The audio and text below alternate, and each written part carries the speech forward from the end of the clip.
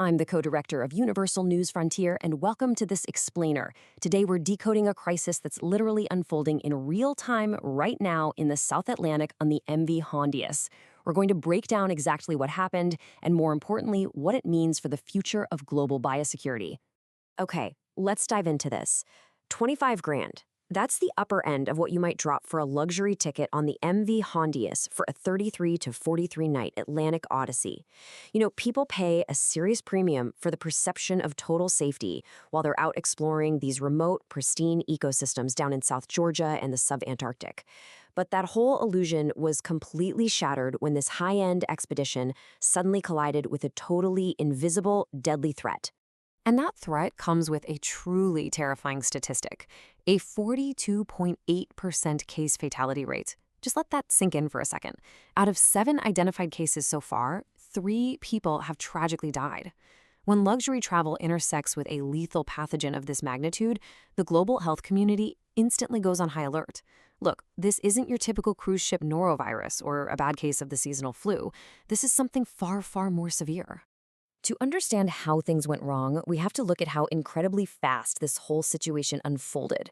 The ship departed Ushuaia on April 1st, and at that point, all the passengers were screened and completely asymptomatic. Everything seemed totally fine. But by April 6th, the first patient starts showing symptoms, and then just 5 days later, on April 11th, we see the first fatality at sea. It deteriorated so rapidly. By May 2nd, the World Health Organization was officially notified, which immediately triggered this frantic search for a port of refuge. Cabo Verde denied them entry on May 3rd, and it wasn't until May 6th that Spain finally stepped up and granted permission to dock in the Canary Islands. Now, what exactly are we dealing with here? Well, the leading suspect right now is the Andes hantavirus. Here's the thing about hantaviruses. They're almost always just environmental hazards, right? You typically get them from inhaling aerosolized particles from infected rodent droppings.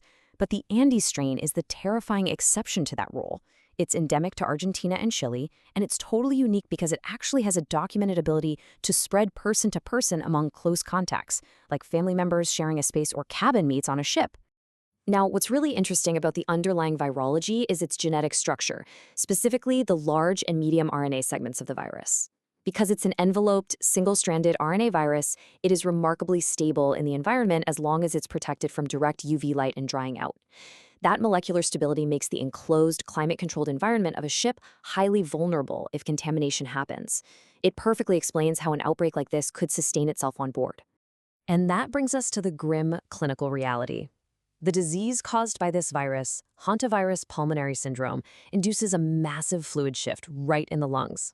It's known as a vascular leak. Because of that, the typical case fatality rate for this syndrome is incredibly high, often hitting up to 40%. It's an aggressive, rapid progression from what might initially seem like just a basic fever straight into acute respiratory distress. This is exactly why international health authorities are handling this with absolute utmost caution. But here's where it gets even more alarming. This crisis did not stay isolated on that ship. Take a look at Airlink Flight 82. One of the passengers, the wife of the very first victim, disembarked at St. Helena and was flown on a commercial flight to Johannesburg, South Africa. She was actually symptomatic during that flight and tragically passed away shortly after getting to the emergency department. Now authorities are frantically doing contact tracing for all 82 passengers and 6 crew members who were on that plane. So this outbreak has literally moved from an isolated vessel in the middle of the ocean directly into our global transit hubs. This brings us to a really fascinating real-world tension. How do different nations react when their biosecurity is suddenly threatened? On one hand, you have Cabo Verde, who outright denied docking. They have a smaller island infrastructure, and they simply couldn't risk exposing their domestic population to a highly lethal virus with no known cure. You can absolutely understand that. But on the other hand, the Canary Islands, which are part of Spain, granted entry. They leaned on their advanced tertiary care hospitals and specialized epidemiological teams, citing humanitarian reasons. It's a really stark contrast between protecting national sovereignty and fulfilling international humanitarian obligations. So the crucial point is, where does America stand in all of this? Well, back in January 2025, the U.S. formally withdrew from the World Health Organization.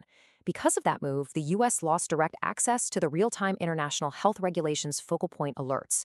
And why does that matter so much right now? For starters, there are 17 American nationals on board the MV Hondius.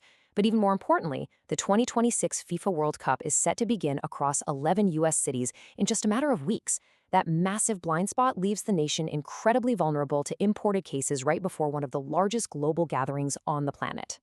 While those geopolitical implications are absolutely massive, the immediate medical response right now relies on rigorous, fast-paced science, specifically hunting for IgM and IgG antibodies. International labs, like the NICD in South Africa, are frantically running serological testing. They're working around the clock using advanced metagenomic sequencing to definitively confirm if this is, without a doubt, the human-to-human transmissible anti-strain. Getting that scientific confirmation is absolutely crucial because it dictates literally every containment move from here on out.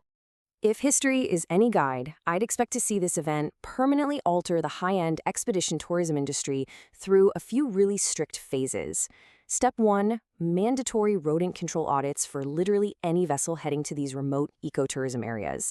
Step 2 is going to be wildly enhanced pre-boarding screening. A standard temperature check just won't cut it anymore for a virus that can have an 8-week incubation period.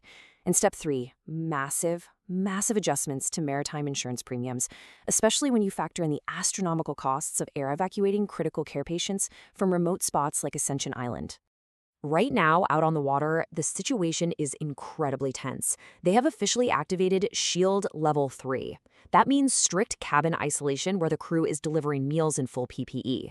The biodisinfection protocols are intense. They're strictly avoiding any dry sweeping or vacuuming because that can actually aerosolize the virus particles and make things worse. Instead, they're using heavy bleach-based solutions.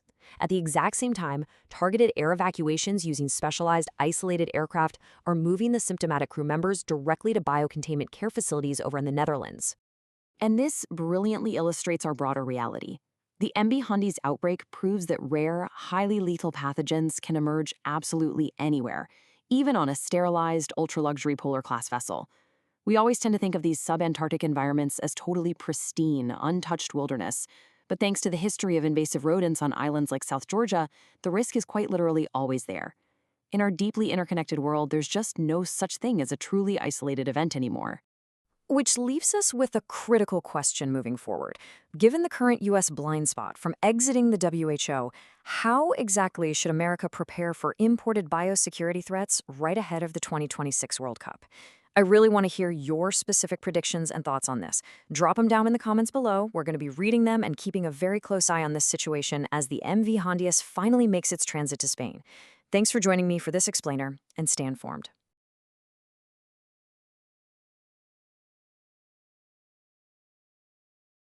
An investment in knowledge pays the best interest, so why not invest in this channel? Click like and subscribe for more.